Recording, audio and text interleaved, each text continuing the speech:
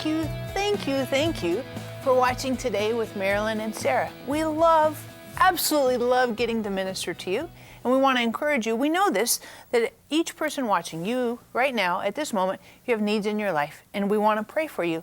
So whatever the need is in your life, please get on the phone, get on our website, give us the honor and the privilege of getting to pray for you, whether it's for your finances, whether it's for your family, might be for some emotional issues, might be for healing, might be for a deeper walk with God. But I know all of us, we have needs, and we like to pray for you. And in just a moment, you're going to be joining a teaching that I've done. And truthfully, this is probably one of the most impactful and powerful teachings that I possibly have ever done. You're going to be watching now in just a moment about Moses and why Moses is such a significant man, not just back in history, but what he means to us today. Put your remote control down. God wants to speak to you. I want to ask you to turn in your Bibles, and we're going to flip over to Exodus chapter 1, because we're going to look at Moses. Who is Moses? And when we think about Moses, what are some of the ideas that pop into your head in relation to Moses? Shoot some out to me. Who was he? Parted the water. Thanks. Manna. What? A leader. Thanks. What's the Egypt thing? Thank you. Led the Israelites out of Egypt. 10 Commandments. Rock on, Reggie. What's that? Faithful. He was very faithful. Now, what's that? He had to be saved. Yeah, he had to be rescued himself. You're kind of leading into what I want to talk about a little bit there. Let's talk for a second about the importance of Moses. Moses, and strip away some of the religious stuff and all of the Bible stuff. Think about this man from just a political context.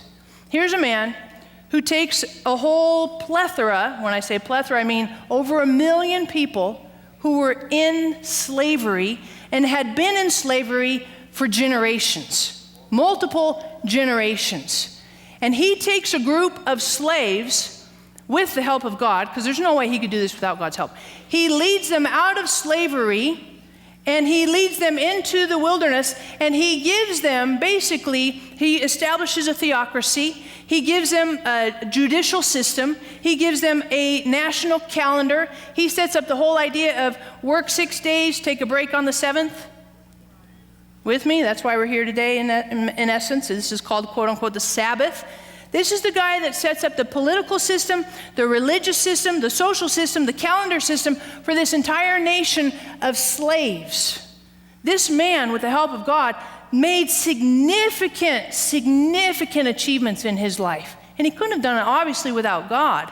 But he was, in essence, for the nation of Israel, he's, in essence, their national hero. How many of you understand that? I mean, you wrap up Thomas Jefferson, Benjamin Franklin, and George Washington, wrap them all up into one guy, and that would be sort of like Moses. You with me? I mean, he's a significant hero, a very significant hero for the nation of Israel. You can write that in here. Israel's hero. On your notes, there's a blank, and I wanted you to write Moses. Kind of makes sense, right? Moses. So when you think about him, he did amazing things. On a personal level, his walk with God was unreal. I mean, unreal. I read this morning, and I just showed it to Mom. It took my breath away. It says in Numbers 12, verse 8, with Moses, and this is God speaking, with Moses I speak mouth to mouth, even openly and not in dark sayings, and he beholds the form of the Lord.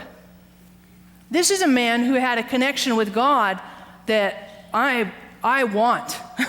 I want, like I can't even totally describe to you how much I want that kind of connection. In Exodus 33, verse 11, it says, thus the Lord used to speak to Moses face to face as a man speaks to his friend. I mean, this guy, not only did he do all these amazing achievements, but his walk with God, I don't know about you, but it makes me jealous. If you consider Moses, he wrote the first 5 books of the Old Testament that Jews, Muslims, and Christians all embrace. I mean, this is not some kind of Johnny wannabe cool guy that had a neat idea. woke up someday. I mean, this is a man that was very keenly used by God and achieved things way beyond any one individual's natural abilities. I mean, he was amazing. But that's the end of his life, looking at all of his achievements. Let's rewind a little bit and look at the beginning of his life. Because the beginning of his life was a very, very sketchy time. If you look at Exodus 1, you'll see there was a crisis.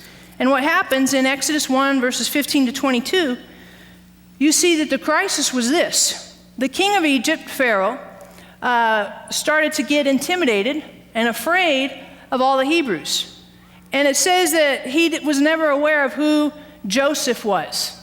And the more the Hebrews grew and grew and their numbers flourished and developed, I mean, there's a million of them, and the king of Egypt is starting to get freaked out by him. He's like, they're everywhere, they're populating, they're going to overrun us, they're going to take over our economy, this is bad news. So his solution was, let's kill them all. Kill all the Hebrew babies who were born.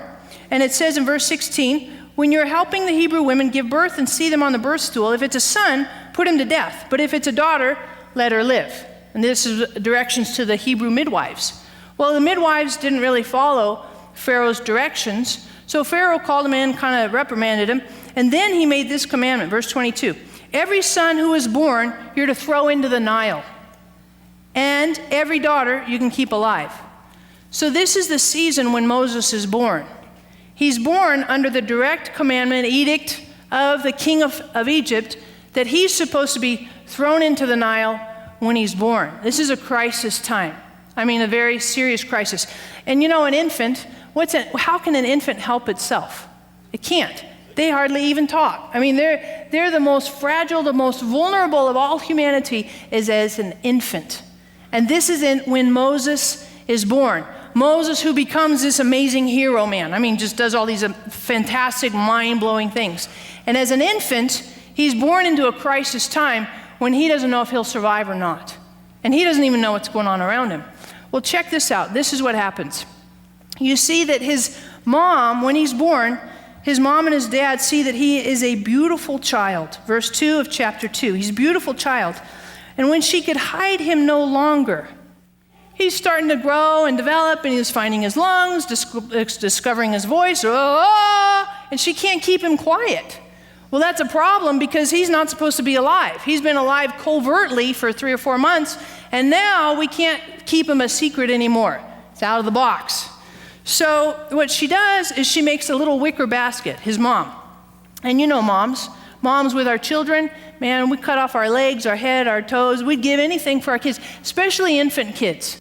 So here's this mom, and she's feeling protective, but I mean, she's in between a rock and a hard place. So she makes this little wicker basket and puts tar on it and takes Moses, and you gotta know, I mean, think of this mom, nurturing mom, takes him and puts him in the little wicker basket and floats him along the reeds of the Nile, hoping that some crocodile doesn't eat it. And literally, I mean, the Nile is crocodile infested. It's not just me saying that, it's true.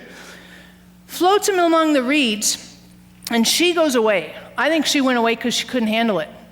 I mean, that's her son, that's her baby. Lived inside of her for 9 months. This is a big deal.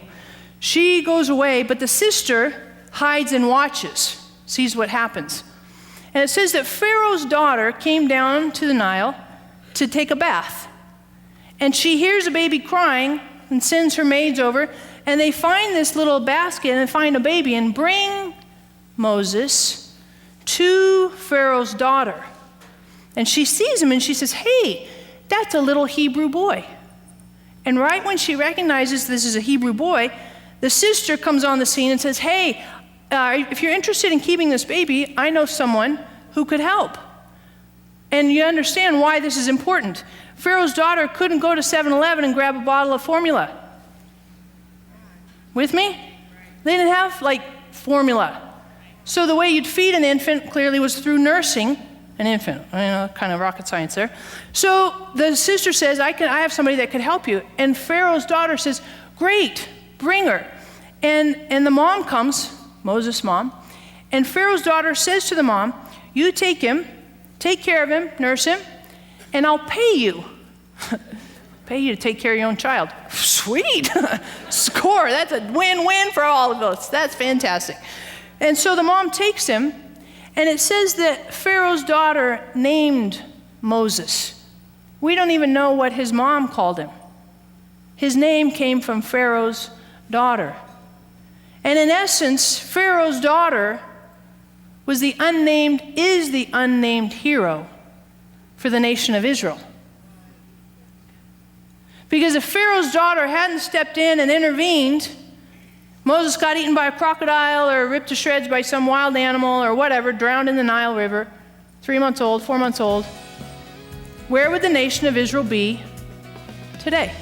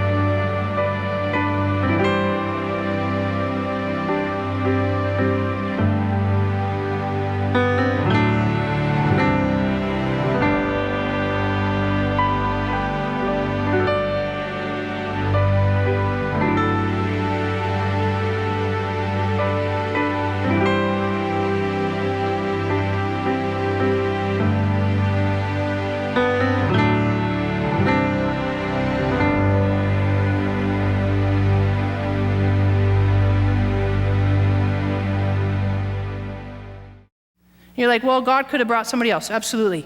But he didn't. He rescued a baby. He rescued an infant by an unnamed person.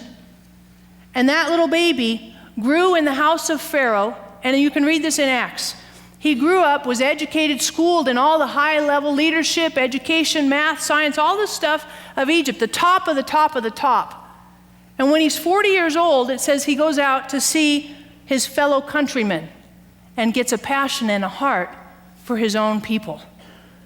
But it started somewhere back here. And the thing that I'm so passionate about with saving Moses is these infants that we rescue, these infants that we feed, these infants that we help, we have no idea what their future will be. When Pharaoh's daughter reached down and grabbed that little infant and said, "Oh, look at him, he's so cute," she had no idea that she was holding in her hands the deliverer, the leader for the entire nation of Israel. Holding in her hands, in essence, the guy who's going to write the 10 Commandments, the guy who's going to write the Pentateuch, the guy who's going to walk closely with God, talk to him face to face as a man speaks with. She has no idea who she's holding. And yet all that little bundle of potential is right there in her hands at that moment. Saving Moses. That's what saving Moses is all about. You may not like what's happening in the Middle East. You may not like what's happening in the politics of Africa. You may not like what's going down with the trafficking and the sex trafficking industry and the brothels in Asia. You may not like any of that. But family, if you want to change it, if you want to make a difference, then let's start at the very beginning when they're first born. That's when we make a difference. That's when we change the world. And it doesn't mean that we don't do anything now and activists and all that. Absolutely, absolutely. But I have a total passion and a total conviction that if we don't help the least of these, then we're missing what God has for the future. You with me? So this is why I am so deeply passionate about saving Moses. And I want to put saving Moses in a modern context. Something that I saw when I was in my recent trip to Angola. And I want you to watch this video because I want you to see this is potential. These are future leaders. These are future scientists. These are future lawyers. This is potential that we can help and be Pharaoh's daughter today so their future can shine, be bright, and be effective. So let's run this video and watch this for just a few minutes. This is a malnutrition clinic in Angola that I went to about 6 months ago.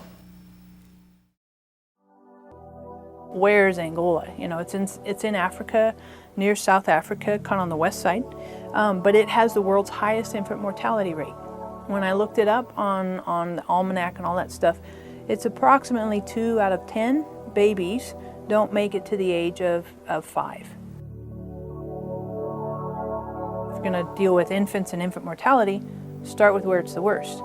And when I went there, my experience is that it wasn't just 2 out of 10, but it was more along the line of 3 to 7.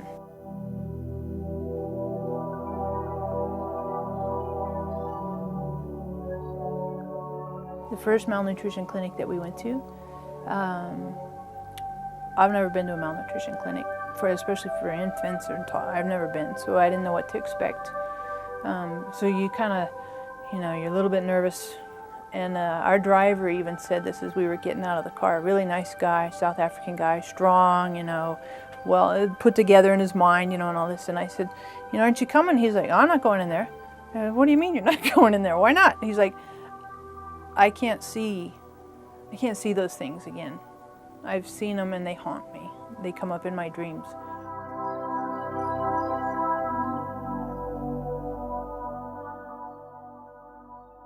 I'm here in Katambela, and we're going to go visit right behind me a malnutrition clinic for babies. And we're going to bring you with us so you can see what's going on here. But I mean, this isn't algebra. This isn't geometry. This isn't calculus. This is very simple. No food equals dead babies. And I put on my Facebook where that's not acceptable. We can't do that. So we're going to see how we can help and want you to come with us and see some opportunities to provide hope, help, and life. So let's go.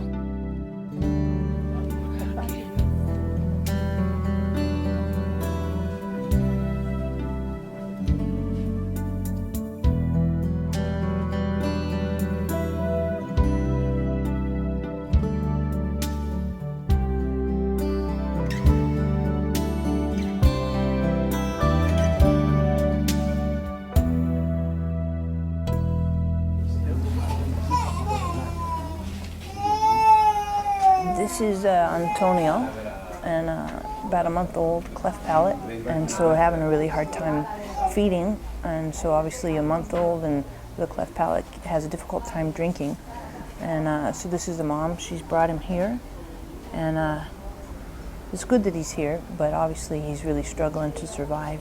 And what's interesting too with this mom, she's got 8 other children, and she's come from about 600 kilometers.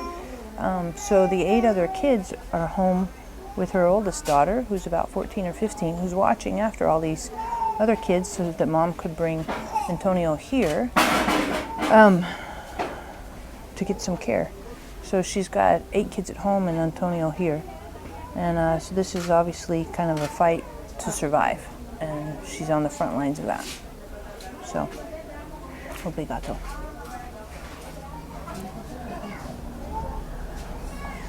This little girl right here, she's about a year and 7 months. She's got a really bad infection. It started in her mouth and then has spread all over her body. So the mom made her way here. And so it's trying to get some medical help because the infection now is in her mouth. You can kind of see the little scar here on her mouth, or not scar, but the thing on her mouth. And then here on her arm as well is infection, and it's spread all over. So she's sleeping right now, which is good. We want her to sleep because that helps her body to get strong and recover a little bit, but needs some definite help. And the mom explained to me that this infection is going around their community, and so whenever you have these infectious diseases or whatever, these little babies are some of the first to catch it because their immune systems aren't built up strong enough yet. I'm here in a malnutrition clinic in Angola, and we've got 8 kids, 8 babies, and I'm talking full-on babies.